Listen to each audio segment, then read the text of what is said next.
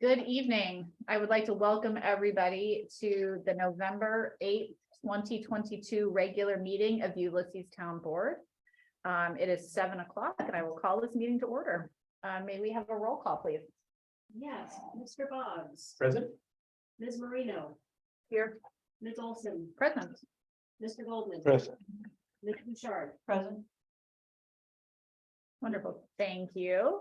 And we have a meeting agenda that's been presented. I would ask the board is amenable to adding one additional small item of appointing one of our alternate members, Elizabeth Gardner, who's currently an alternate on the planning board up to a full board seat. We have an opening. Yay.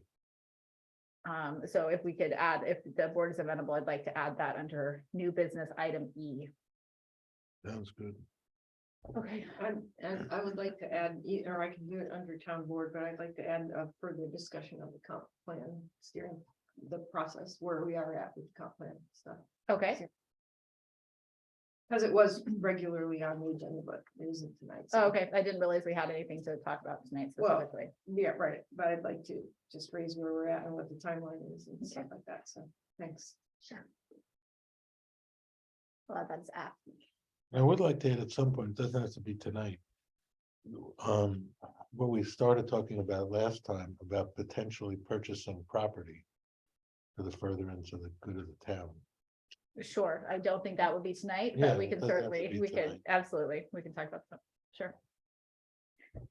We have a list of property. If you'd like to see what we actually own, we go in quite a bit that we need to deal with. So a number of different interesting properties. Yeah, it So would be maybe we good to could, know. we could review that list. Yeah, Okay. They're pretty small, aren't they? Actually, They are, but Yeah. one in particular is quite interesting. that I Yeah. think we might be able to do something with. right. I know. Okay, is there a motion to approve the agenda as amended? So so moved. Second. All in favor? Aye. Thank you. Then we'll move on to a public hearing on the 2023 preliminary budget for the town of Ulysses. Is there a motion to open the public hearing? move to open the public hearing. Is there a second? Second. All in favor? Aye. Aye.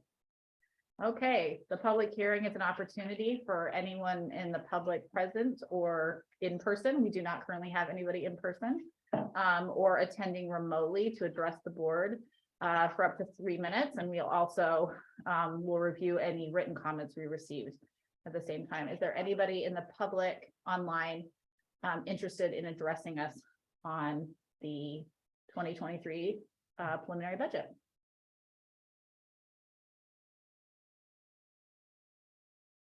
Give everybody some time to unmute themselves if they have any budgetary thoughts. Okay, this is not your final opportunity. Carissa, I know we had at least one public comment that the person requested to be read into the meeting. Do you want me to pull that up, or do you have that handy? Or I didn't know if there's anybody else who submitted comments. No, I haven't received anything else yet. If you could pull that up. I didn't think I received that. Oh, I'm sorry. I thought she originally sent it to you. Let me find out.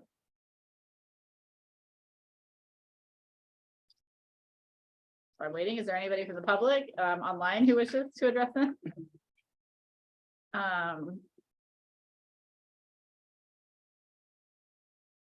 Okay. I'll re-forward this to you. So this comment comes to us. She asked for it to be read into the record. Because she could not attend in person. Yes.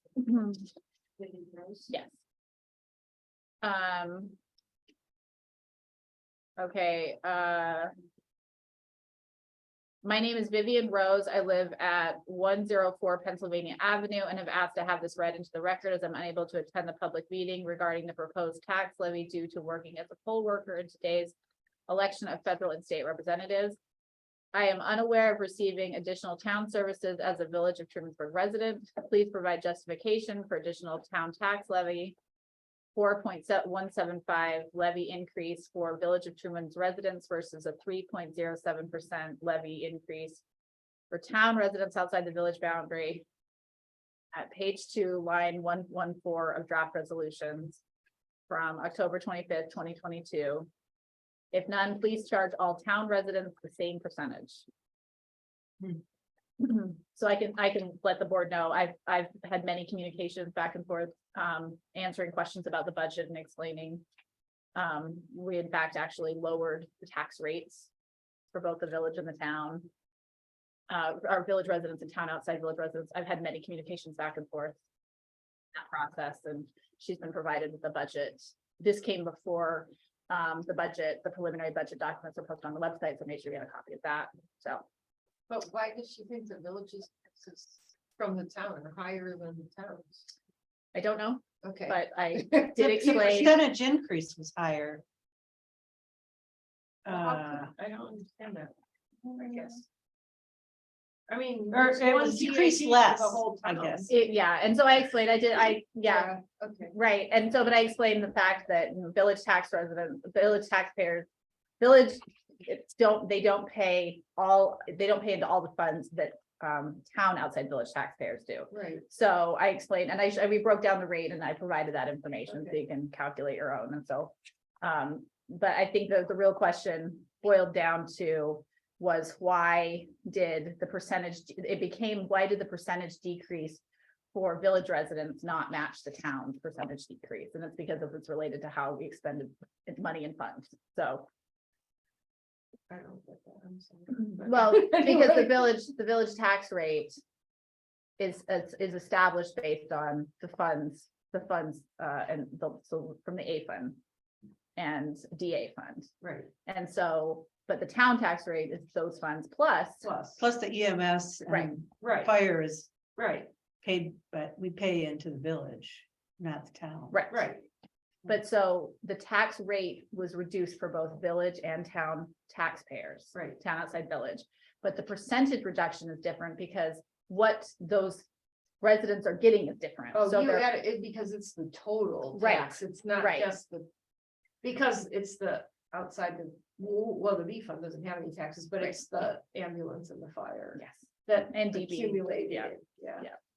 Well, So- we don't, the B fund doesn't have any, no Tax. DB, right, DB doesn't have a tax. right, but I'm just talking like, so Right. it's just the It's just that breakdown. the other things that are added in, like the fire and the ambulance, and so then right. you look at the decrease for outside, you added everything, that's what. I think It's there the same right. change for the one that everybody pays the same Right, tax. right. Okay, I got it. All right. thank you. I think there was also a misperception, might have been a misperception that that village taxpayers pay both in some of the communication, that village taxpayers pay the village rate plus the town outside village rate together. And no, you, No. to the town of Ulysses, you only pay this. Right. You're also paying to the village of Trumansburg. We don't control that. You're also paying the school district. We don't control that.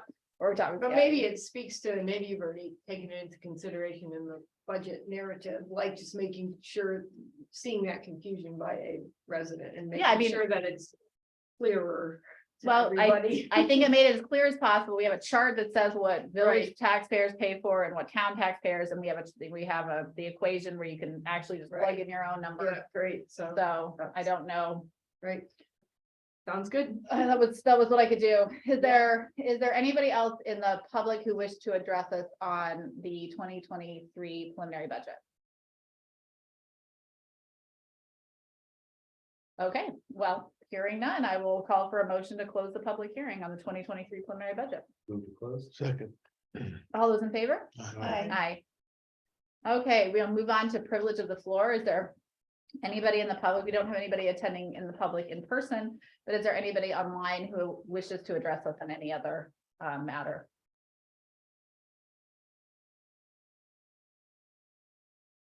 Well, there is another opportunity to do that later on. Okay, so we will move on to liaison and chair reports. I see our legislator is on the line. Legislator Corman, would you like to address us at all? Sure. Hi, everybody. Good evening.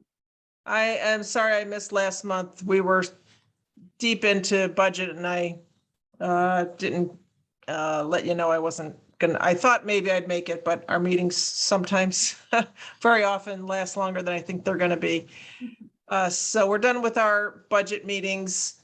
Our percentage increase that we're looking at right now is 0%. As far as the tax rate goes, but because the price of housing, the assessed value of housing has gone up, it would still result in about $82 increase for an average house that I believe the median value is 225,000 right now. It keeps going up. And we had our budget forum last night with just slightly more comments than you had here tonight. Sorry, I just had my thing open here. As far as the airport goes, we had, I don't know if you saw, there was a press release put out a little while ago. Delta is changing its flights that come out of Ithaca. Instead of going to Detroit, they're going to JFK in New York City twice a day. And that's in January, so we'll see how that goes. It's supposed to provide better service with more connections. But, you know, we've heard pros and cons of people prefer Detroit because it's a slightly smaller airport. We finally finished the merger of the public health department with the mental health department. And when I say we passed a law to merge them, there's still more that needs to be done. And we started this quite a while ago. One of the basic things, the main reasons we wanted to do it, is just to reiterate, was to get rid of that stigma, like that mental health is different than your physical health. It's all about keeping us healthy, and it's to interlace those services also, rather than keeping them separate. Is to get rid of the stigma, but it's also to be more holistic in our care of people in the community. So that's what we're trying to do. The biggest thing that I have to say, and again, maybe folks heard this also, Henry Granison, one of the county legislators, he resigned from the legislature effective October 31st. And then he passed away this past Sunday after battling cancer. And those are the major things that I have. So, but I just want to say we're very sad about that. And we're flying our flags at half staff. And his services are, if you look on the Ithaca Journal website, they have his obituary, if you're interested in reading more about it. And that's all I have. Thank you very much. Does anybody have any questions? Just, and the question is, where's the process at with us, with the review of applications for the ARPA funding? Recovery funds, recovery grants, yeah. So I just got an email late last night that I haven't had a chance to open yet with I think 200 and something applications. And we are meeting on the 14th, so next Monday, and the 15th. And then again on the 21st. So the committee that's going to be going through them, we have 3 meetings set up so far, and we're gonna work our way through them. They have been pre-screened by our the MRB group, the consulting group. And so I'm hoping that's gonna help us. We're gonna have to rely on that quite a bit, their evaluation, because we have so many to look at. Thanks. But it's good. It's what we wanted. We wanted a lot of people to apply for it. When I was on the call with the county last week, Lisa Holmes said that you're still aiming for the end of the year, but you've got more applications than were anticipated. So that might be later, she said. Yeah, we'll try. And also I will be out of town next month for all of December. But I can be reached if anybody has anything, but so I'm not sure I'm going to attend the meeting, but if there's something somebody has, let me know. You can reach me by email or phone. Wonderful. Well, safe travels. Thank you very much. Thank you. Any other questions? Great. Thank you. There was a new item in the packet, which was, board packet, which was the minutes from the finance committee, and we just thought we'd start moving in a direction monthly if the finance committee would like to say anything about what you guys are up to. You guys have been a busy committee. So I wondered if there was any thoughts you had, what you wanted to share with the we included the October one. We didn't have a chance yet to the November ones yet, or your most recent meeting. What? They're in? I didn't think I saw I didn't that. print them. They're part of the reports. And they are. Oh, I didn't miss that. Well, I didn't print them out. I just wondered if the finance committee wanted to say anything about what you've been working on policy wise.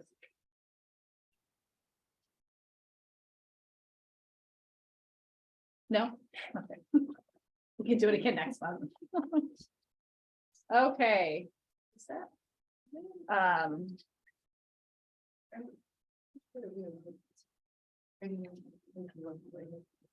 Sounds good. I think since they don't want to say anything about it. then- Yeah, I didn't see it. Okay. Yeah, that's Um, great. to include it.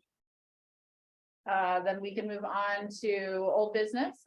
We have a resolution before us for the adoption of the 2023 town budget. The board feels comfortable doing that. Well, I'll move it and maybe it should be read into the record since it's the budget. I don't know. I'll second that. Or do you, does it need to be read? Or I don't know, it's the annual budget, so. Well, I'd be happy to read it. Sure. Whereas the town budget officer presented the 2023 tentative budget to the town clerk and the town board at the September 27th, 2022 regular town board meeting, and whereas prior to the presentation of the tentative budget, there were 4 public sessions to conduct line by line budget reviews on September 13th, September 15th, September 20th, September 22nd, 2022. Whereas the town board discussed and considered the 2023 tentative budget at meetings on September 27th, October 11th, and October 25th. And whereas the town board accepted the preliminary town budget for 2023 on October 25th, 2022, and in accordance with New York State Town Law, Section 108, set the public hearing date for November 8th, 2022 at 7 p.m. in person and via Zoom. And whereas notice of the public hearing was in the newspaper on November 1st, 2022, and also posted on the town's website on and included in the town's newsletter on October 28th and November 4th, 2022, and whereas the 2023 preliminary budget was posted on the town's website on November 1st, 2022.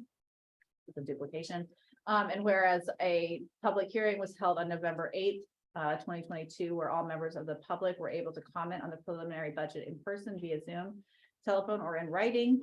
And whereas the tax levy limit set by New York State Office for the State Comptroller for the town of Ulysses for the year 2023 is 3.29%. Now therefore be it resolved that the town board accept the 2023 preliminary budget presented to become the final budget for 2023 for the town of Ulysses, with a resulting 3.03% increase in the overall tax levy, which is within the tax cap, and with a 5.85 tax rate decrease in an overall final tax rate to 2.4670 per 100,000 taxable assessed value, the TAV, for town residents outside the village of Shermansburg, and a 4.85% tax rate decrease and an overall final tax rate to 1.2082 per 1,000 of taxable assessed value TAV for the village of Shermansburg residents. And be it further resolved, the town clerk shall submit a certified copy of the adopted 2023 town budget to Tompkins County.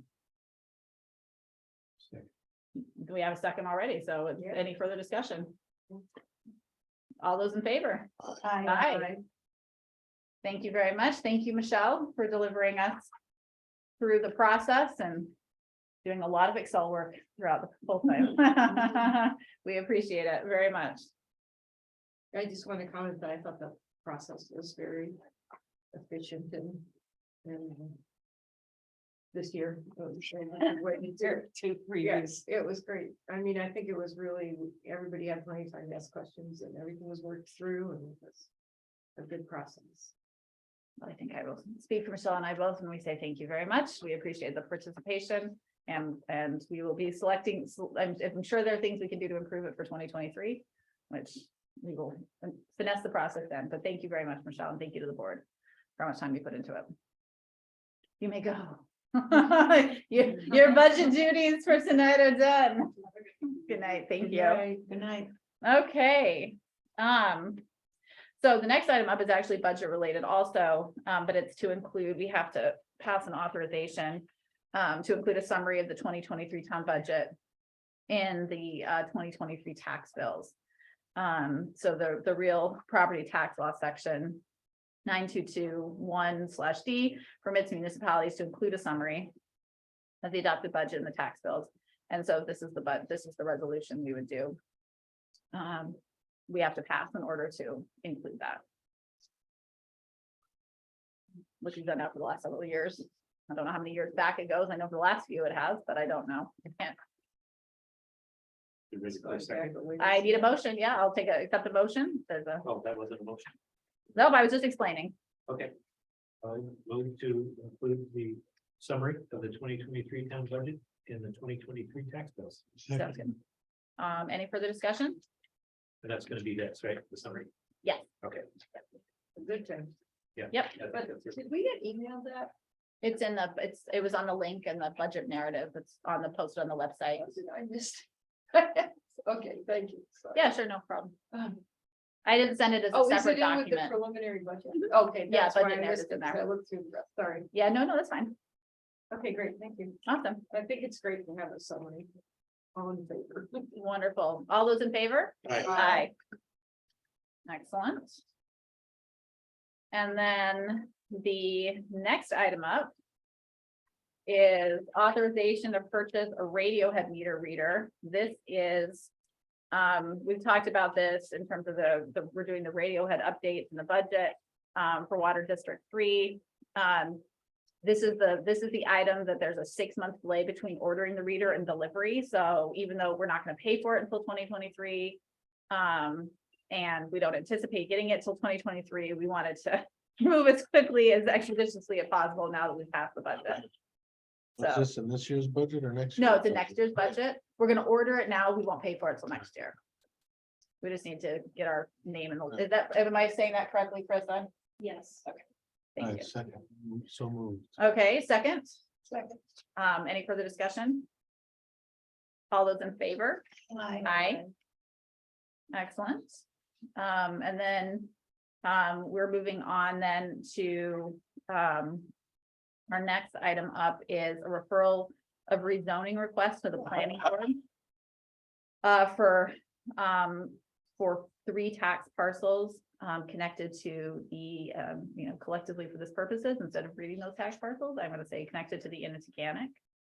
I'm gonna turn this over, to Neil because I believe is on.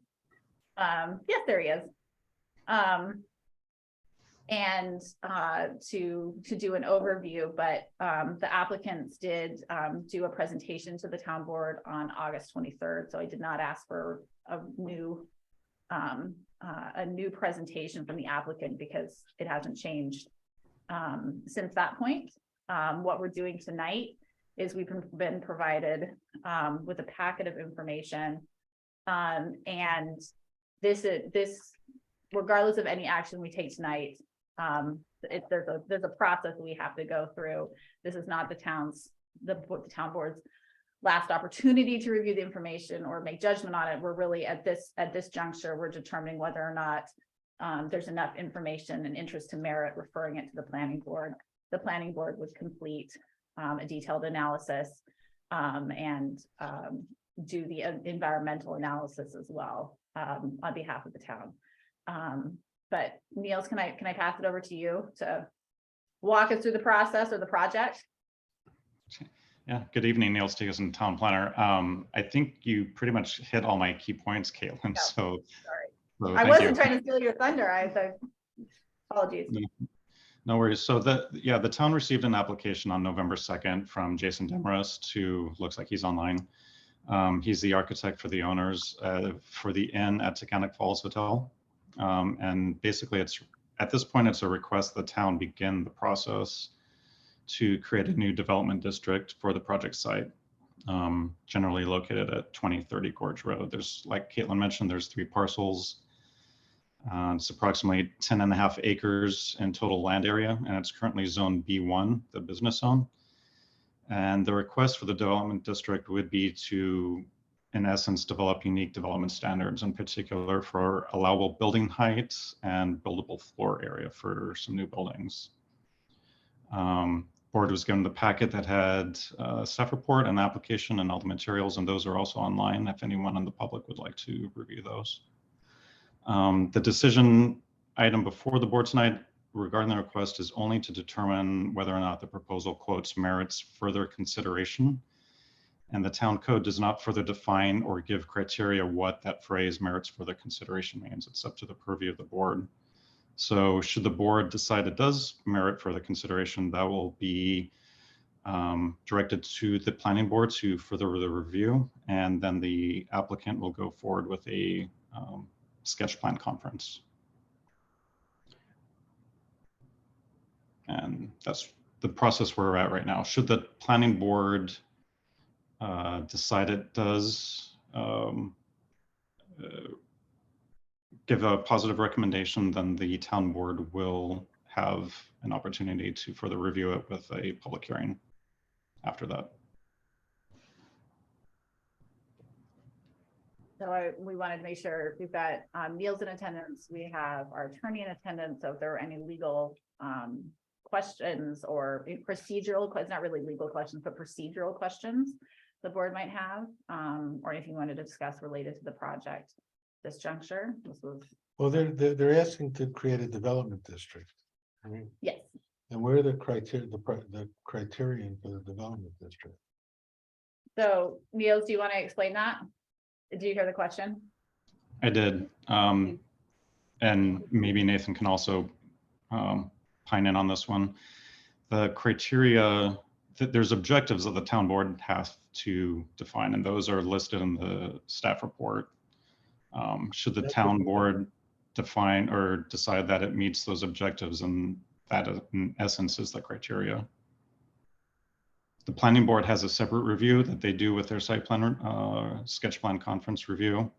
That's part of their recommendation. But for the town board will have to define or decide whether or not the proposal merits those objectives.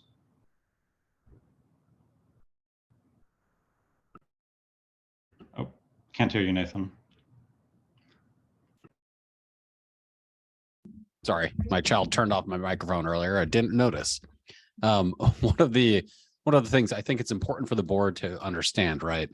A rezoning is a local law change, and your town code actually helpfully identifies that rezoning actions are at discretion of the town board. And so as a local law, you have pretty significant discretion. So, Rich, you asked what are the criteria for consideration of that? Your town code does identify things that the planning board should consider when reviewing the request for rezoning. Those are all things, of course, that the town board should also consider. But I apologize for butchering your name, Niels. I think you hit it right on the head, right? The phrase in the town code is merits further consideration, and it's not defined. So it's a little amorphous. It's just a question of, do you think that this currently is worthwhile to consider exploring?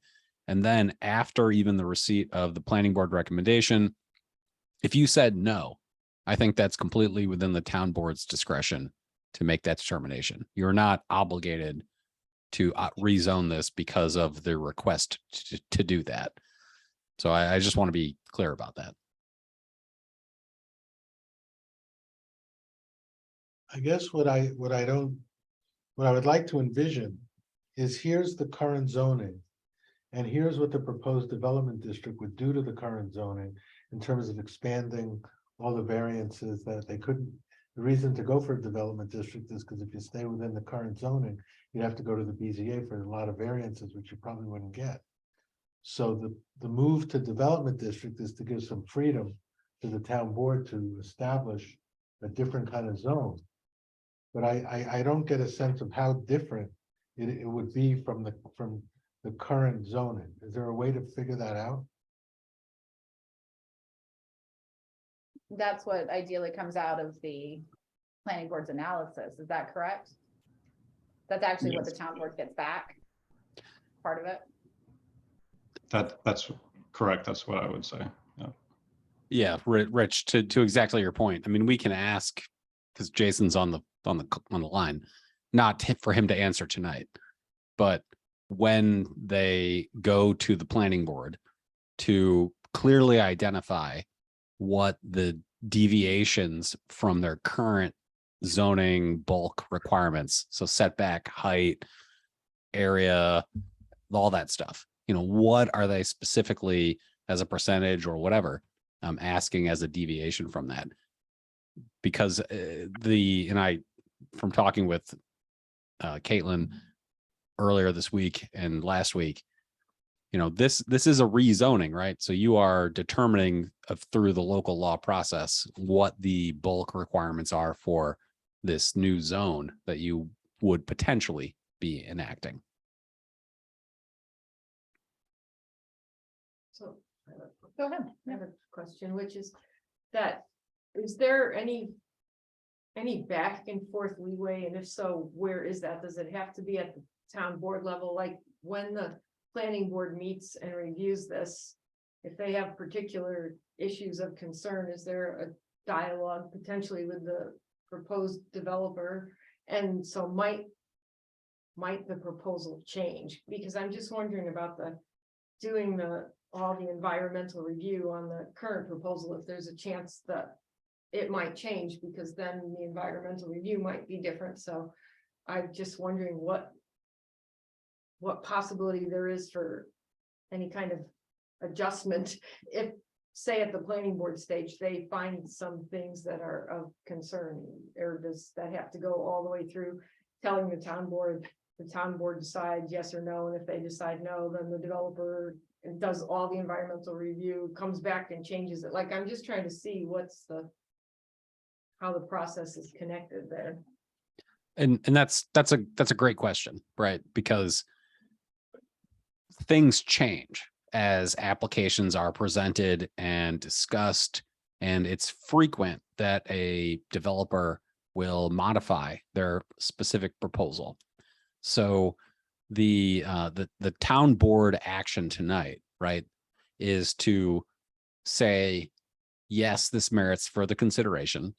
And so we will refer it for the sketch plan and for planning board review. And I actually, I'll say this might be the only time that I've recognized in your town code that I like it, because it clearly identifies that there is no particular time frame for consideration of a rezoning. Rezoning is a legislative act. I mentioned that earlier. It's a local law change. You don't have to do it. There is no time frame specified under state law for you to follow this or not. And so allowing for potential back and forth at the planning board level about specific concerns that might be present due to the particular, natural features of this area, the historic area, the fact that the lake is there. There might be some view shed considerations. There's a lot that could go into the question of whether this should be rezoned or not. We're a little amorphous in what the back and forth can be, which is okay. Because if the planning board during their review says to the applicant, we'd really like you to provide more information about this, that, or the other thing, or change your plans, like we're going to recommend no if you present this as the final thing, right? And so if the applicant says, okay, we agree with that, then the newly updated plans, projects, whatever it might be, will be presented, and there will be that additional time to consider that new information that's provided. So we take a really holistic view, like this is really early days, right? And so the plan very well might change. I probably expect it to. It's just a natural thing of it. So this is just, it merits consideration or not, if you choose it that it doesn't. And you either refer it or not to the planning board, and then we'll see what happens, develop those conversations, recognize plans might change, update all the appropriate agencies with updated plans, and of course, you folks as well as the town board who makes the final decision. And Nate, correct me if I'm wrong, but we discussed too that the town board, it's likely the town board will have multiple meetings, probably special meetings to discuss the details of this, because the planning board can come back and say, this is our advice, and the board might agree or disagree, right? And want additional information. It's another reiterative process, potentially. It doesn't have to be, but it could be another Yep. round of that level of discussion. Is that correct? Absolutely. And actually, Caitlin, you're right. I did recommend, depending on the level of feedback, community input, it would be perfectly appropriate, in my opinion, to not tie up your regular town board meeting with review of this particular rezoning. I think referring it to the planning board, seeing the response, seeing the feedback, and then taking the opportunity to digest that feedback. I expect that this process will take some time. I mean, not, years, but several months to really give it appropriate consideration. And then there has to be a public hearing about it. Yes. Yep. To change the local law. So I have a general question about the idea of development district. It's almost as if when somebody comes and requests a development district to the town board, we have very little information to go on. So our inclination is probably to refer it to the planning board. But I just don't get a sense of our criterion for doing that. If five people come next week and say, we want a development district, you're almost obligated to send it along to the planning board unless it's really an obvious disaster. I think that depends, right? Merits consideration is the phrase in your zoning code, but that needs to be understood reasonably. And what I believe the applicant has asked for, and Niles mentioned, right, is that it's primarily currently their zoned business district, B1. They're asking for height and the building size variances effectively. Those, to my knowledge, those are the only two specific details or distinctions that would deviate from the business district B1 zoning requirements. They're otherwise, to my knowledge, agreeing to comply with the other bulk requirements of the B1 district. So Jason, it's Jason, narrow. wait. No, I got it. Michael. When you're done. Yeah, So, Michael, go ahead. Jason has a letter dated November 2nd. That is a very nice summary of what they presented. I don't know what it was, 2 months ago. where is that?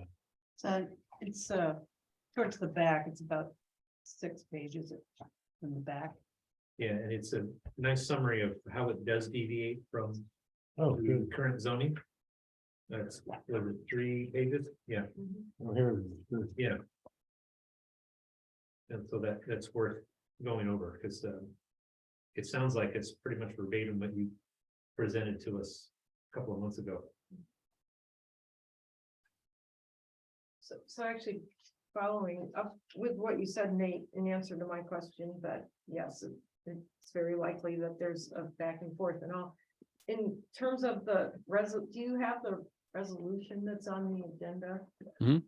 Tonight, because like from line 76 on, the resolves in direct doing an environmental impact statement. So it seems like, I just want to be clear, like, it seems like it's doing the environmental impact statement on the proposal that's going to the planning board, not like what might come out at the end, and it just seems like odd timing to me for, it seems like a lot of potential work for both the applicant and the town board, if that isn't if the planning board was gonna recommend it and the board deny it, or B, if it's changed, because then maybe everything doesn't apply to the impact statement, so I just don't, I'm questioning whether that belongs in this current resolution to just refer it to the planning board if we found that it merited further consideration.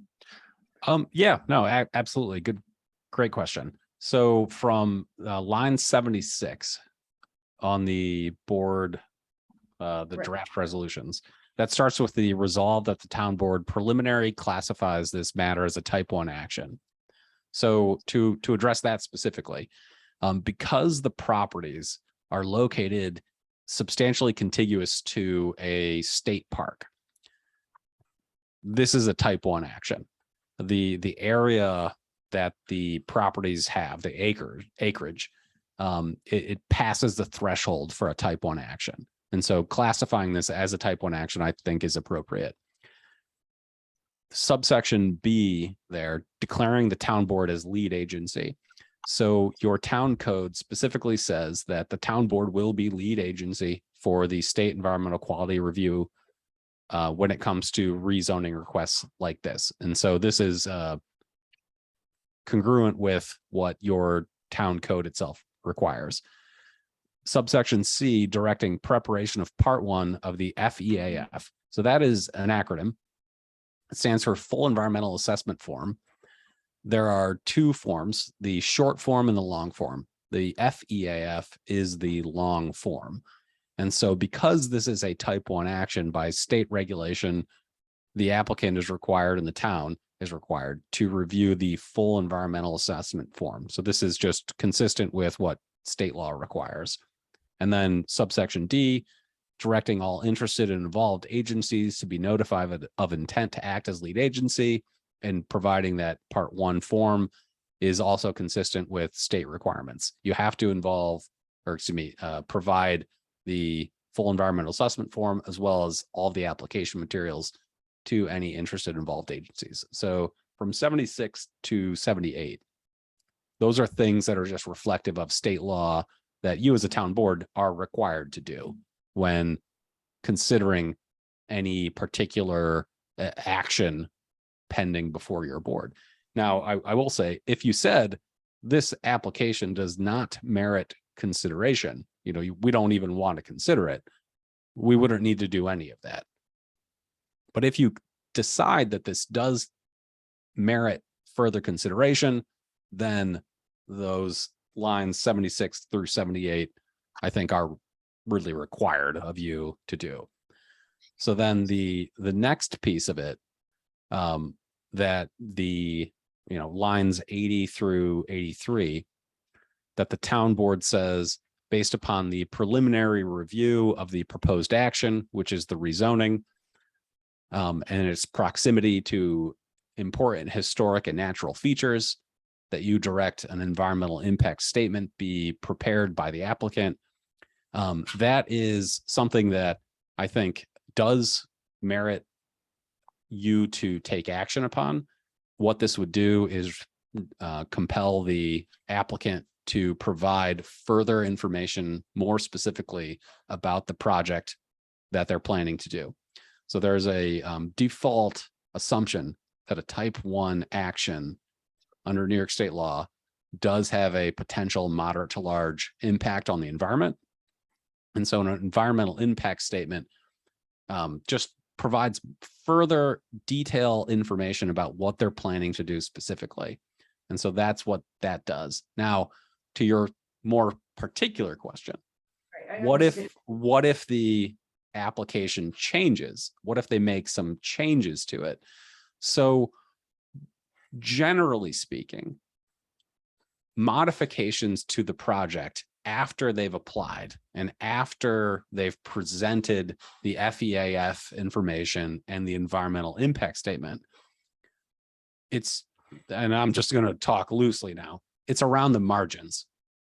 it doesn't fundamentally change the project. It doesn't substantially change the project. It's still the same project, but the changes might be, you know, the height lowers by a foot, or maybe they have 10 more parking spaces or 10 less parking spaces. And that's not significant in the concept plan that they presented. If something truly significant changes in the actual plan for the project after the planning board and the town board has a chance to review, then I would say, yes, we need to review, like have them represent the information in the EIS and the FEAF. But generically speaking, most of those changes aren't so significant that they would need to redo it all. And then again, the caveat, right? So, and this is potential. Just, I'm trying to speak in real broad terms here. I mean, this is it's an interesting property. It's an interesting place. You know, it's next to some significant things in the town. And so if things do change as a result of the planning board's review and recommendations, and then the town board's review, yeah, we might need to require some additional information for it. But this is, to my view, just a part of the normal process. Okay, I just wanted to know if that is indeed true, that they would have to redo the EAF if there was a significant change. And the answer is yes. Okay. Yeah, sorry. Long story short, yes. Right. No, I get the value of it. I'm all for it. I'm an environmental scientist, but I just wanted to understand, you know, the order of the process, but I do now. Thank you. And so the question before the board, well, first off, does anybody else have any questions at this juncture for Niels or Nate? So the question before us then, does this merit further consideration? And if so, we need to refer it to the planning board. Yeah. Yeah. Okay, well, we have a resolution. So Nate, I had Nate draft this resolution because it's been since 2004, 2005 that the town undertook a zoning change. There's been modifications to existing zoning districts, but a zoning change is a specific parcel. It's been that long since we've done one. So I wanted to make sure we were legally doing the right thing. So the resolution before us would refer it to the planning board, and the planning board would go through the sketch plan conference with our town code requires, and they will do further review. And the applicant will also be responsible for providing the environmental documents as part of that process as well. Nate, does that summarize it? So if you're ready to move, we can accept a motion on that referral. And we just when we refer to the planning board, there's no time limit up. We can put a time limit to the planning board of when we want to get it back, right? Where they, or not. Yeah. What? I don't know how long they'll need. I mean, you could say within 3 months or 2 months or But it's also dependent on the applicant providing the information to the planning board, and so. And then if they want more, you know, then it might take longer. We wouldn't know then. It's like they'll take the time that they need. I wouldn't want to rush it through. right, no, I don't think you want to rush it through. But I also think we're lucky to have a town planner, and I'm sure Niels is gonna be moving it through Right. an appropriate time, like appropriately also. I mean, there's no desire to, Right, hold on. I have no desire to be dragging this out indefinitely, so. Okay, Niels, does that work for you? Yeah, Yep, I would agree. And I just have a question on the text, but do we talk about that after it's moved? no, you can ask a question now. Okay, it's just so the resolve that it's referred to the planning board of the town of Ulysses for further review, and do we want to say in a formal recommendation to the town board, just to make it really clear that we really want them to write up give us yeah. not just something normal, but we want like a. I mean, formal Niels is gonna recommendation. actually write it up, so. Right, So- well, with So isn't it gonna come from the planning board? It is, but he's gonna do the staff work on it because they're not going to write up the report. Right, so So, review and, I was just thinking of adding the word formal recommendation. to the So, numbers. so not to say anything, but a formal recommendation versus like whatever the planning board does is going to be what the planning board does, right? They're an independent body. They will provide whatever recommendation that they do. You can certainly request that they do a written full explanation, but that's, so I have seen planning boards say, we don't want to recommend anything. And so I just encourage you to recognize that depending on a project, planning boards sometimes just do what they do. So just to be realistic about that. Well, then they could write, we have no recommendation. It's just, I think it could potentially be something that is, reasonably high public visibility. And so I think having a written. The minutes of their meeting will at the very last end of it be the formal recommendation. And so I apologize for jumping in, but I wanted to just be clear that you cannot compel them to provide a full written recommendation. Okay. I mean, their silence, if so, would speak to their, I mean, they're not gonna be silent. they're not, I'm not worried about this. I think they're gonna Yeah. they're gonna provide feedback, they're gonna provide comments. Yeah, they're responsible. Yeah. And Niels is gonna provide a structure that they can choose to Right. use or not, Right. but Then I'll be back in our laps. exactly. Well, we have to have some of the fun, right? Right. Okay, so Alright. we have a motion before, or we have a resolution before us. Is there a motion to approve? So moved. Is there a second? Second. Any further comment or discussion? All those in favor? Aye. Aye. Thank you very much. Okay, so moving on, as you may or may not have seen in my newsletter update, Ethan Crampton has served as our rural youth services coordinator for the last 7 years. And he is taking a new position in a school district. And so we are the rural youth services program for the public. Ethan came and did a presentation for us. It's not too long ago. He provides services to middle school and high school youth. And so he transitioned out at the end of the current programming, so we didn't have to cancel any programming, but it does mean programming for that program is on hiatus until rural youth services through Cornell Cooperative can hire a replacement for him. We are on we pay as we use services, so we're not having employee means we don't pay for not having employee. So until someone is hired, we will not have programming. Rural Youth Services did make a presentation to us at the Youth Commission meeting last week, and a pretty aggressive timeline would have someone ready and on the ground providing services in March. Because, hiring in through December, and then they have, there's some series of trainings that their staff have to go through in order to actually provide programming. There's a bunch of safety things, there's training they do. So, we're hoping, fingers crossed, that March would be when we would have someone else in attendance. But Ethan has been an incredible person to work with on an individual basis, and the youth of Trumansburg, I think, are going to be deeply sad. He's just a wonderful presence, and he's provided a tremendous amount of continuity, especially during COVID. He kept programs running in interesting and safe and creative ways throughout the pandemic, and we are going to miss him very much here at Town Hall. And so we're sending him doing a little staff farewell appreciation. So I wanted to be able to include that. And just, when we do these, Krista has printed them out, and we the last one we did for Chris Stevens,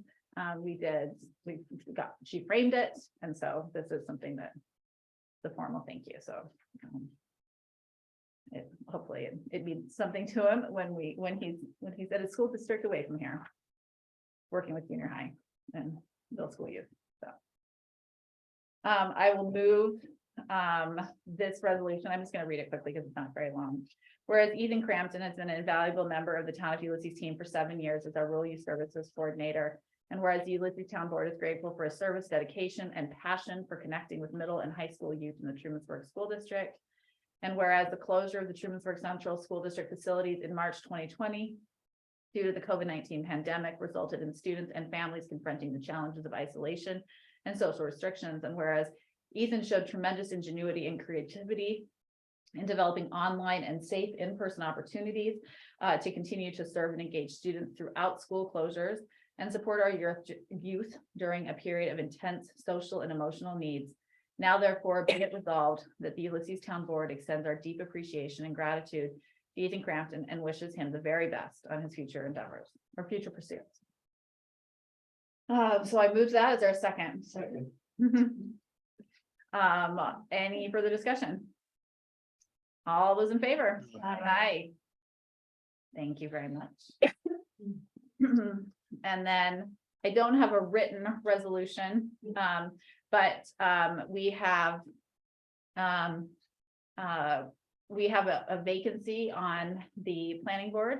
And we have one alternate currently on the planning board, Elizabeth Gardner. She's a professional planner who works at Cornell and that we appointed this past year to the planning board as an alternate, and she's willing to step up into the full seat. And so I would make a motion to appoint Elizabeth Gardner to the planning board for, I believe it's the duration of the next year. Is that correct? When we looked it up, it's Rodney's term. I should have checked that right before here. I'm sorry. I'm sorry. Rodney moved on. Yes. Is her last name Garner? Yeah. Mhm. Okay. She grew up in the village. So. Well, the webpage is not updated. But Rodney says his term ends in 2025. And it would be filling that term. I can double check the organizational, it'll be in our organizational minutes from us. Well, we can come back and I'll double check that while we're going on to the next item. If you wanted to do a comprehensive plan discussion. Well, just a question on that one first. So do we have alternates also? Like, Yeah, so we we have don't have any. one She was one and Liz. Wasn't Liz Town? She resigned. as the alternate. Yeah, so we have no. So we don't have any alternates either, except for Liz Gardner, who Elizabeth It's gonna Gardner, become the. a member, and so So then now we we have still no- need to look for two. Yeah, we're advertising right now. But that's what we're looking Yeah. for is alternates. We're if looking we for alternates make now. this appointment. Yeah. That's the question. Yeah. That's correct. I apologize. I will pull this up while we're talking about the comprehensive plan. We could just pass it for till the end of the term of the person that replaced him. That's true. And so she's filling Rodney Yeah. Bent's seat. Right. And so fulfill the rest of his term, which we believe is the end of 2025. But Nate, is that okay? Can we do that? Without Yes. knowing the exact date? Nope. Okay, Yeah, as long as we're clear about whose term that you're filling. Presumably, I'm assuming that your prior motion to put him on the planning board identified the term. it did. It's in our organizational minutes. So we did it, well, it was in the organizational documents in January. That should be fine then. Okay. Yeah, then I would move to appoint Elizabeth Gardner to fill the seat previously occupied by Rodney Bent on the Ulysses Planning Board. Any further discussion? All those in favor? Aye. Thank you. I want to make sure we did that before the December planning board meeting, if the planning board is getting some work from us. So, okay. And so that brings us to item F, which is a comprehensive plan committee update. Right, Some version so of that. I met with Niels about this as we talked about, and And there's, you and he had developed a list, an outreach list, and that's happening. And he confirmed that what we had, to me, what we had said at the board meeting, which was that November 14th is the deadline for getting in applications. And so I would like to set a, just a formal, if you will, whatever, an outline of the timeline that we're working on, because we have this document from September 27th that the board adopted, which is basically the outline for the plan review and update project.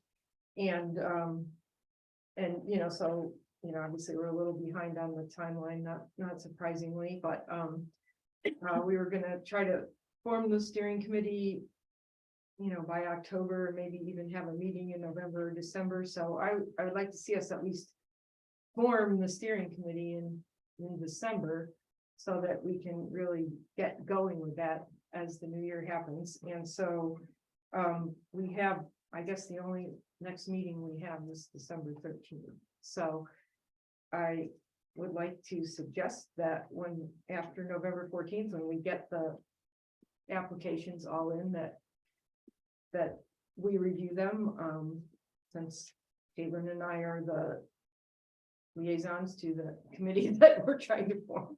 And Niels maybe be the group that reviews these and makes they'll all come to the town board, but we can make recommendations to try to have a balanced committee, and then vote on that have that be an agenda item for a vote, at least to get it started. Maybe we won't have all 9 of the members yet, but at the December 13th meeting.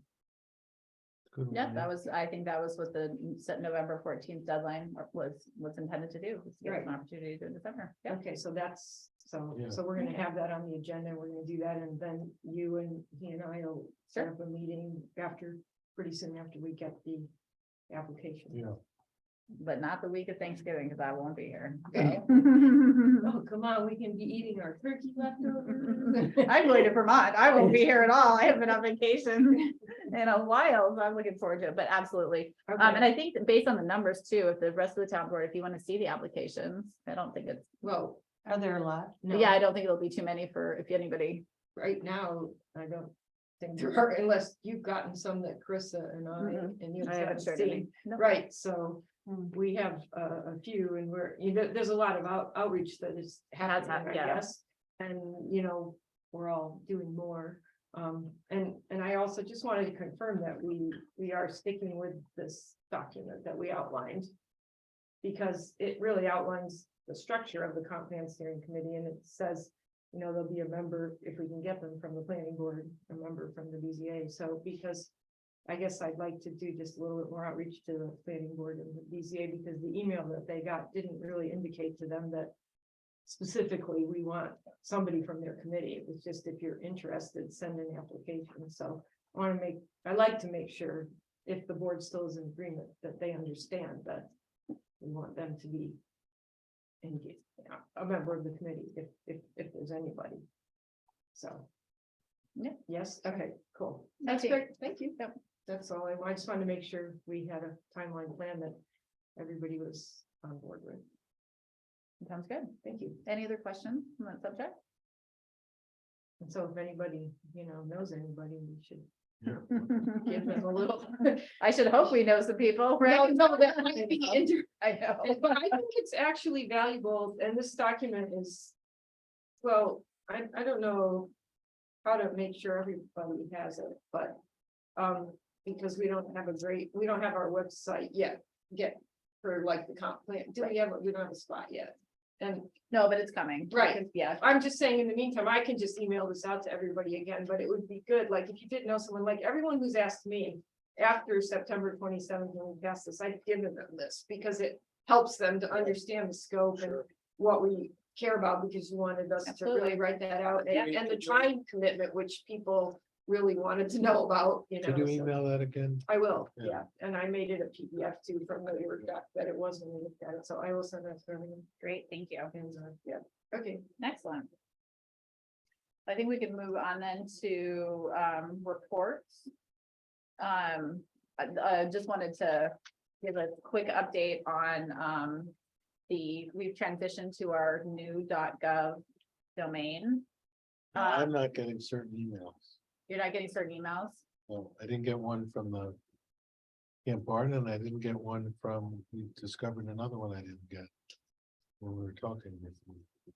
So one of the things we need to make sure is that we're all using our .gov and sending and receiving from it, because we need to transition people. They're getting, things are getting forwarded, but if you need technical assistance, let us know and we will work out. And by we, I'm using the royal we Sure. because I am not the one doing it. Between our between Drew, who's our contractor, our existing contractor to deal with our website and things like that.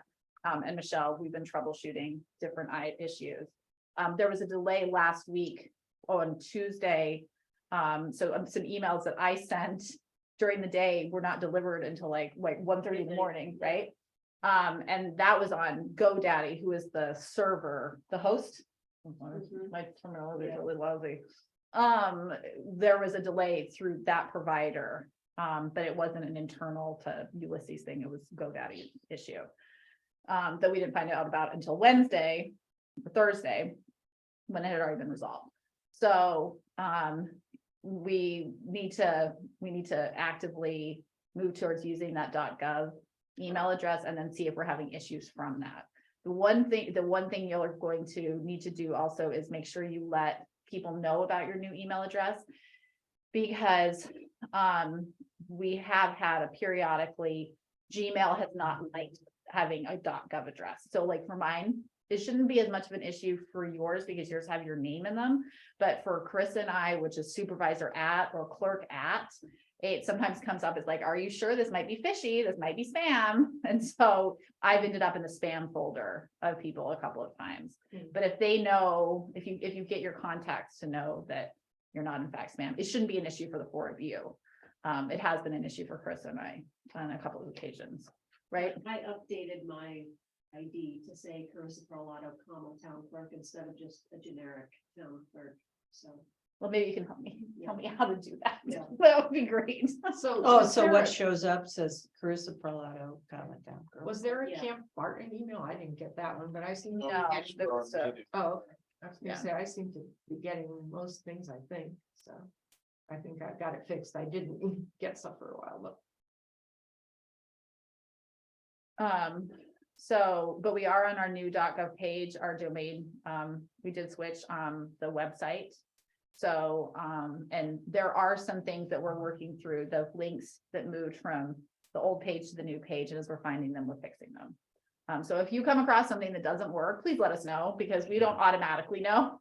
We're trying to go through, but it's like, you kind of find it as you go in some cases. We've definitely been checking new meetings and things like that, but I'm sure there's stuff buried that is gonna come up that only one person accesses, every 6 months. But if you're that one person, you want to get that information. So, but we're excited. This is a big step. That's been many months in the making. So is there anything else about that I'm missing, Krista, you wanted to share? I don't think so. Okay. So I have a question on that, actually. So the process for like making a page or fixing a subpage, is it still we would still It's- work with you to do, like, Yeah. I'm thinking about The editing- at our last meeting, the CSAC talked about how, like, we really need to, upgrade that, and we want to try to bring in the some of our other environmental stuff under that. And, Bees and trees. Bees and trees, and it needs work, so Yeah, like, the we would updating work with on you. this new website is slightly different, but I'm figuring it out. Okay, but we work with you on Yeah. it, so we develop sort of the content and then talk about how it would work best. Yeah. Right, because then we're also, making the.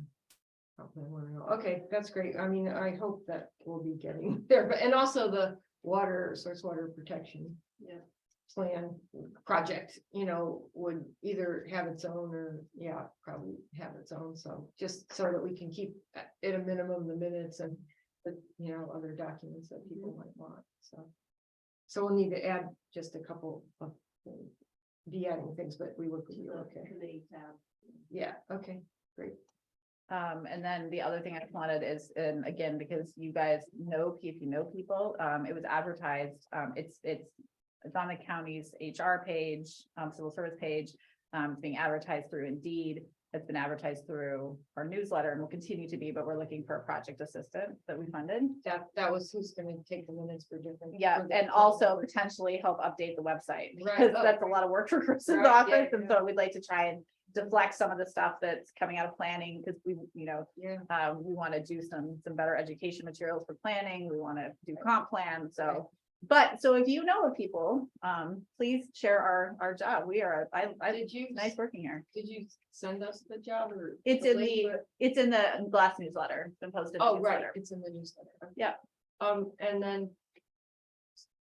It'll Oh, be how again about this this actually came up today as I was talking to you about, we were also gonna look for, whatever we call them, the facilities person. I forgot what the title was that we put in the budget, so did you start looking? We have for that? not, because we were waiting to pass the formal Right, budget, 'cause so we hadn't then- actually created. But the that'll be position. another thing we'll start looking for if we know Yeah. people. Yeah. And that one's, I forgot that's 20, I forget how much we did per hour, per week. right, because I remember the split of. Yeah. Maybe it was 10. Anyway, but we should look at, once you and Michelle get a chance to remember that and let us know, we can pass Yeah. that around to people too. Because, yeah, that actually came up today with regard to the Absolutely. solar inverters, stuff like that. And then a last thing is that, as I noted in my email to the board, we don't yet have, I mean, July is currently the last time we have sales tax numbers. And so, so I put in a call to the county and said, hey, by the way, when we're getting these numbers, they're like, oh, we've been really busy, we're short staffed, Rick Snyder is retiring at the end of this month. So the intention was, from what he shared with me, the intention is by the end of this week to have August, by the end of next week to have September, so. Like to know the numbers, because we Yeah. made some big predictions, right? And so as soon as we get those, and we'll share the numbers, so we're not holding back, we would love to share them with you. So that's really what's coming out of here. From me, and then, yeah, is there anything, does anybody else have any updates or reports that they'd like to share of what's going on in your sectors of the town? Well, I did get some interest and an application Nice. for bee committee, and the application that I received was somebody who has worked on a bee city initiative in New Mexico. And moved here last year. That's great. So that's really exciting. And I sent her the application. She filled it out right away. Awesome. Good sign, right? Yeah. Because I have other people who are also interested, who said they would apply, but I haven't gotten their applications, but I'm sure they will. So I'm real happy about that. On the ag committee, I had visions that this meeting was gonna happen last night. But I was trying to get a hold of the Racker Center, and I kept calling the woman. She wasn't returning my calls, and then she called me the other day. She said all her voicemail messages piled up somewhere, and she just got them. So I'm thinking probably it'll be more like these. Well, actually, she had to check with some people because of COVID. They weren't letting outside groups come in and use their rooms. So she's not sure where that stands, and she's gonna get back to me. And I think if that falls through, then I'll look into the Legion. And we could probably have something there. And I have, the mailing list and a draft of a letter to go out. But I just need to nail down the exact day and time and where. That's awesome. Right, yeah, So, Give farmers something to look forward to in January, right? Or Yeah. December, right? right, right. Awesome. Well, thank you so much, Mary. Give a truthful number. no, in fact, there was a little blurb, I believe, in there was a Yeah. blurb in Chris's newsletter. I don't think anybody sent anything in. Well, I talked to them to. Oh. I ended up talking with, so we'll see. Was that It's the coming. honey? No, I or haven't talked to somebody them yet, else? but, anyway, Okay. yeah. So, yeah, working, definitely, that's great. I guess I can talk, if nobody else has anything about that. It actually connected to the B committee, because it reminds me, so the CSAC had a meeting, had our monthly meeting. And, one of the things that we talked about, Kate Darfler is, was very enthusiastic to take the lead on trying to find some youth, a way to connect in youth and have some participation on that committee. And so she talked with the AP environmental science teacher at the high school. And so we had 3 students who were interested that Kate and I talked to first, and we had a great conversation. Then we invited them to the meeting that we had, and they came. And so we said to them, think about what, we said some different ways that we could help them if they wanted to make a club at school and they're connected with us. They could obviously listen into our meetings. Usually high school students, just from my experience with my daughter, who was kind of an activist on things at the time, like they like to do hands-on things. And so, some of the stuff we're doing isn't that much hands-on, but some things could be. So they're thinking about that. They seemed enthusiastic. One of the things that all 3 of them are interested in, well, 2 very strongly, is sustainable agriculture and sustainability. They were really interested in the effort, and Mary and I were talking about that later, that that would be a great way, because there's some hands-on things there to have the students, and maybe you can have the master beekeepers can come and do a demonstration at the school. So there's a bunch of things there in the pollinator, garden things. And so, and they're really interested in that. One of them worked at Stick and Stone over the summer, and another one is working with Redbird Orchards. So that's really good. They're engaged. And I almost think that maybe that's a way, potentially, when we get an ag committee too, because 2 of them are really interested in that. Yeah, that would they be might really great. want to participate in that too. So, we're just working on keeping them engaged. So Do we have a 4-H group at the school? I don't think so. Okay, or a future FFA? Right. Well, right. there's 4-H used to be like out towards Freeville, right? There's Well, a- it's through cooperative extension, and anybody can start a Right. club.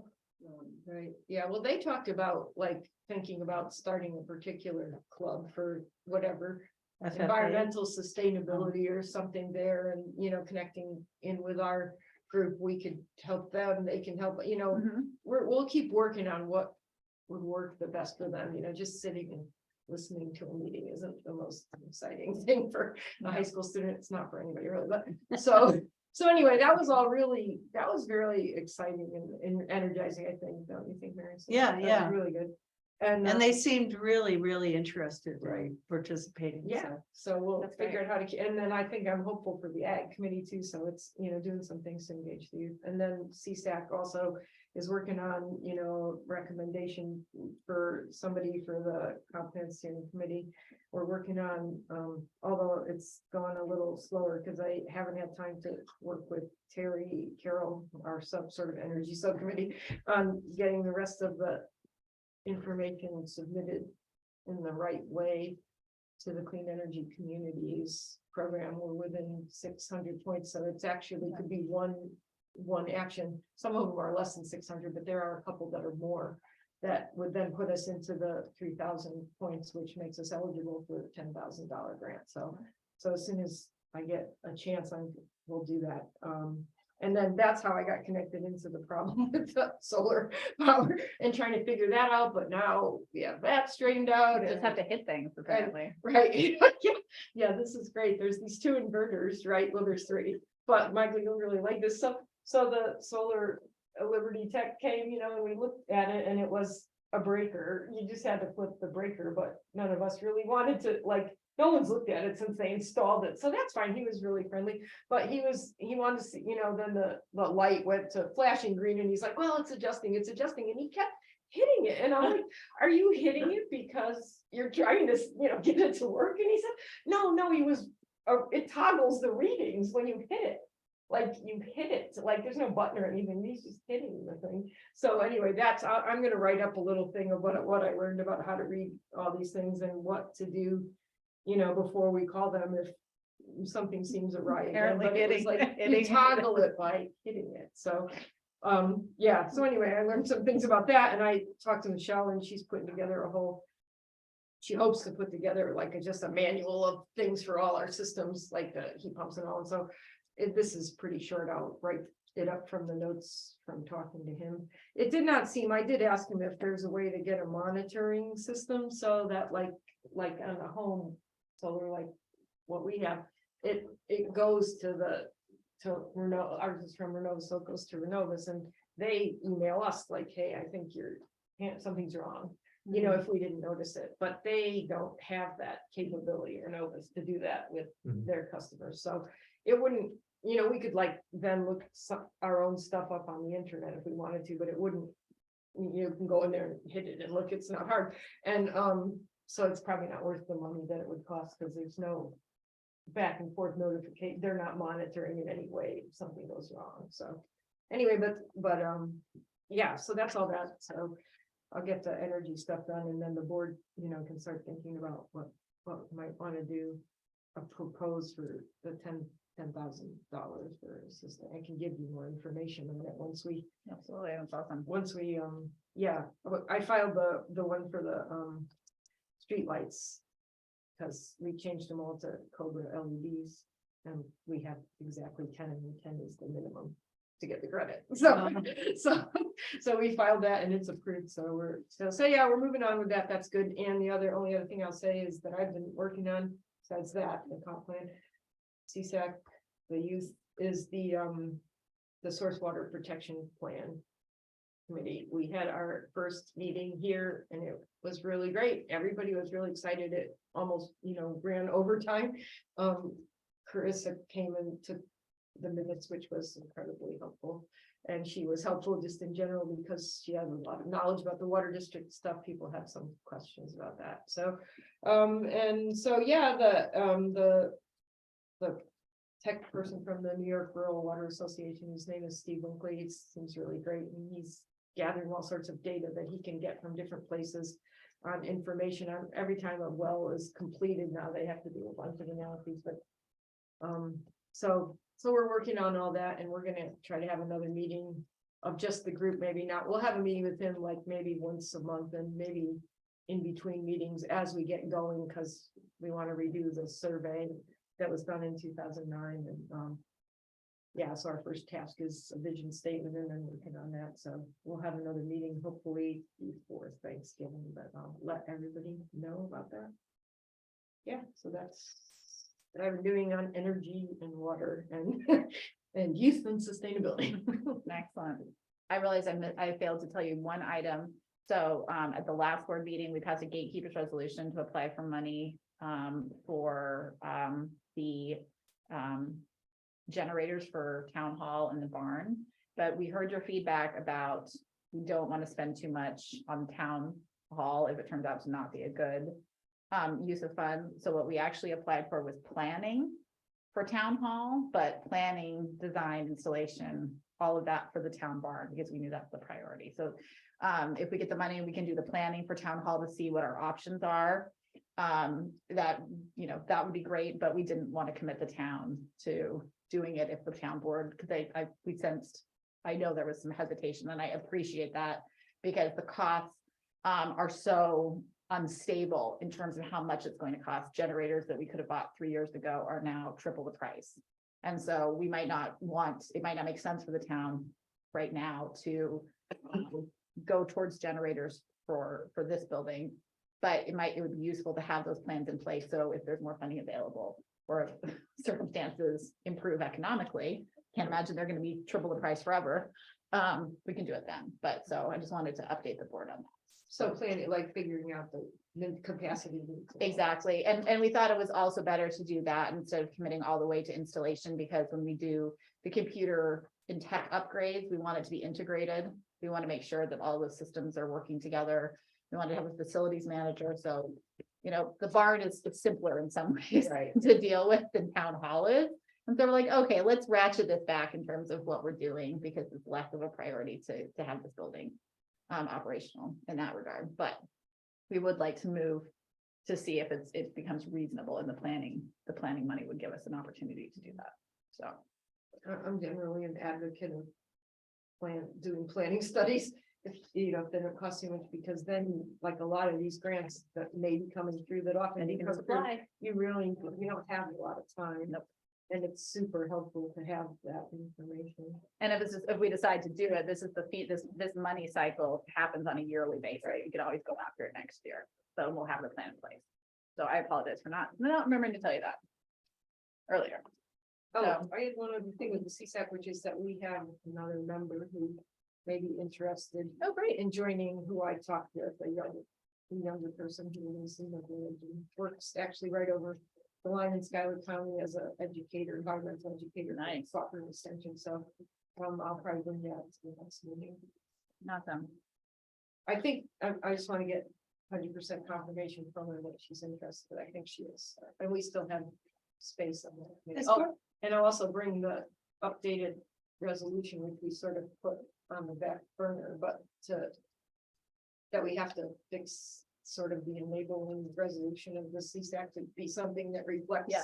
something more reasonable for the current situation, because it's pretty old. I realized that when I was sending out the information to people who were writing in with interest, that it's like, yeah, it needs to be fixed. And we talked about that, and I did draft something, but then other things are more important on board meetings, so I never got to it, but I can bring that into something too.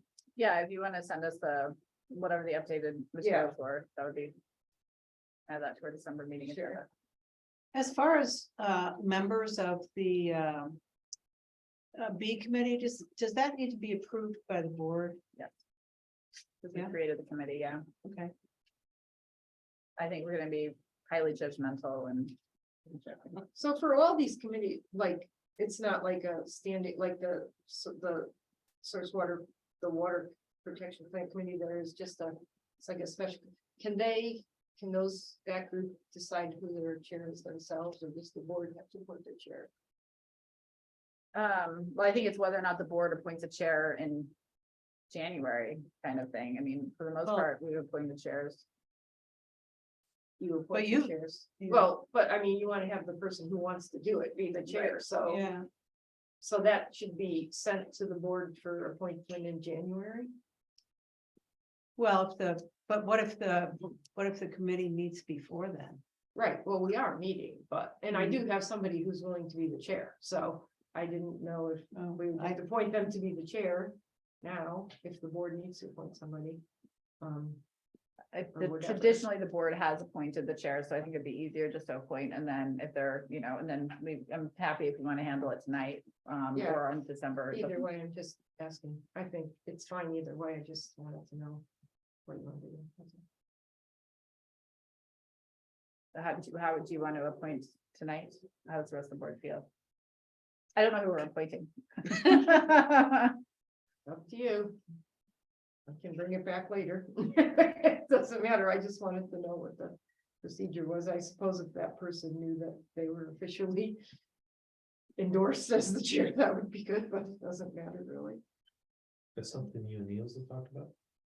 No, No? the water. Oh, I He think you were didn't come talking to about. it, I Yeah. sent him the information, but I don't think he was available. Are you ready for a chair? Yeah, like, I mean, we need a chair, yeah. Is that you or? No. Oh. It's not me. I'm already the chair of other things. Well, the CSAC for now, but Mhm. I'm trying to find somebody else to chair that too, but anyway, no one wants to, so I probably will continue on with it. Yeah, no, Linda Little, volunteered to be the chair, sort of co-working with, Steve, the technical specialist for the New York Water, but somebody to just, organize the meetings and just keep the flow going and stuff like that, so. Yeah, as long as the person has, Linda's wonderful, who's on the line.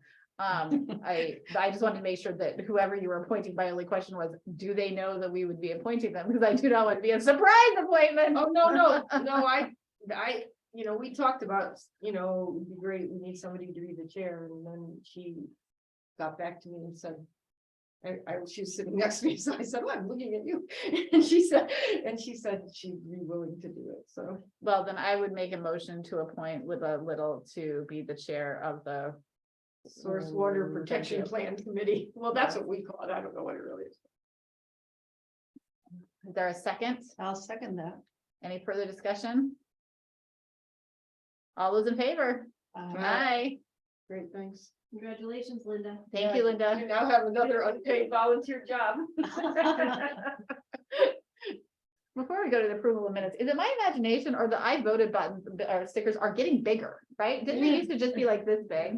Anyway, sustainability, you might want to look at that. I feel like this is an unsustainable sticker approach. One last thing in relation to your electric meter. So I had put a monitor on that probably a couple of years ago now. And it stopped working when we did like a router or some upgrade. And I didn't have any luck. There's a fellow that was taking care of our systems. Like This is my some unknown. high-end scientist guy that does it gratis for us. Who's that? High-end scientist, wasn't it? John Levine. Maybe that's what it is. Never met him or anything, but I couldn't get anything out of him, so that's why it stopped. Sounds working. like John. Yeah, yeah, Your- so that was So what, the monitor? monitor stopped working or Yeah. the, monitor, yeah, because it was, I was working with a team at Cornell. And they were putting them on all the cooperative extension buildings. and what does the monitor do? It allows you to log into it to see what the electric use Oh. is in like a lot of the cooperative extensions. So I said, ooh, you know. And so he was interested because it was close, close to Cornell. I could help him with it, so they didn't have to dispatch anybody. So we were working on it last year, but I couldn't get anything on John because it wouldn't. Are you talking about the Internet of Things? person? Yes. That's not John Levine. that's Oh. No. Terry. Yeah, anyway, so that's where that stands. So if you want to get looking again, I would need some help. It was kind of a low priority, more of a toy thing than anything else, but if you're interested in being able to log in to see what the building's using, Oh. because you could start to see it run backwards when they could have some good solar production. Great. It sounds very promising, but I really don't know anything you just said. Yeah. So, All right. thumbs up. So if we're moving to the minutes before that was upcoming events, and I just wanted to point out that I guess I was saying about the next town board meeting and with Chris and I was confused that it was, when it was, because she was saying, well, the water meeting could be then, that's why we're talking about it anyway. On the town website, it does say that November 27th is a town board meeting. That is supposed to be updated. Then we did cancel it as part of a resolution. But several- no, it says November 22nd, the town board meeting is canceled. And then it says that on November 27th, there's a town board meeting. Okay. So that's why I was confused. Anyway, Well, thank you for catching that.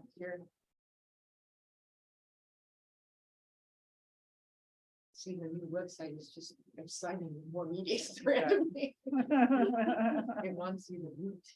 Does. Hopefully it wants us to find our links too, but I think that's more of an us issue, not a website issue. Okay, moving on to approval of the minutes. We had 2 sets available for review. And they're from the same thing. Yes. Yep, our 6 o'clock special meeting to talk about the budget that lasts only 45 minutes-ish. And then the regular meeting. And I apologize. In my resolution, I actually put 2 different dates accidentally, and I meant to do the same one. So please note the resolution is supposed to be the 25th for both of those. So that's a typo on my part.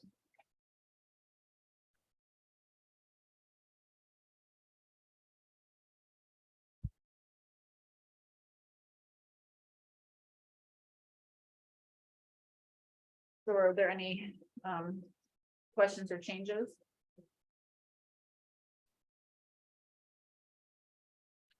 And I would accept a motion to approve the meeting minutes of October 25th special meeting and October 25th, 2022 regular meeting of the town board. Right. Any Was further, there First. I will motion that. So we have a second, any further discussion or questions, comments? Hearing none, all those in favor? Aye. Thank you. And we do not have any budget modifications. So we're gonna skip that item on the agenda. And then you all have the vouchers. We have did you find that in your packet? The voucher packet, I will move resolved that the Ulysses Town Board has reviewed and approves payment of claims for vouchers number 476 through 526 in the amount of $253,000, $962,000 and 57 cents. What was the big item? Truck. 80,000, it was like a truck. That's our third payment on the truck. We're still waiting on. Chips Right. in there. Mhm. There was a really thick AT&T bill for $1.50. Right. $6. $6. Ridiculous. Yeah, right.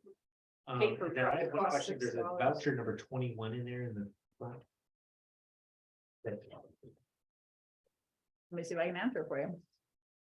I'll have to show it to you. Because it's attached. to another one. Is there any way to get that AT&T bill online so we don't waste all the paper? It's that one. 21, it's attached to 477.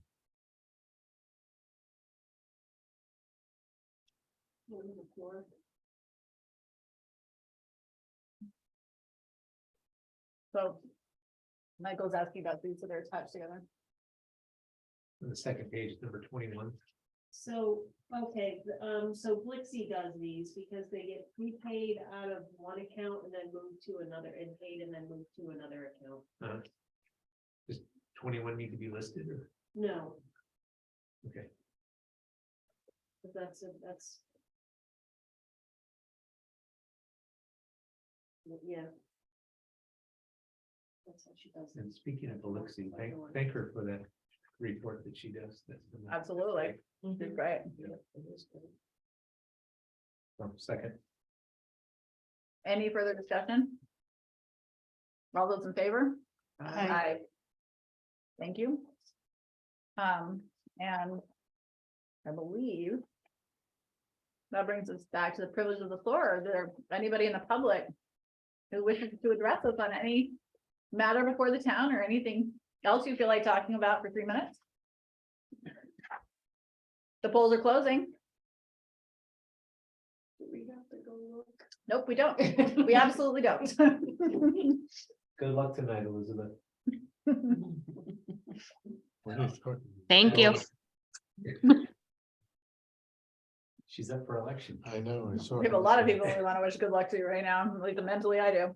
Okay, well, thank you so much for everybody tonight and for, I'd really like to thank the board again for work doing what I think was a very successful budget process. I really appreciated all the participation and the questions, the feedback, and it's a pleasure to work with you.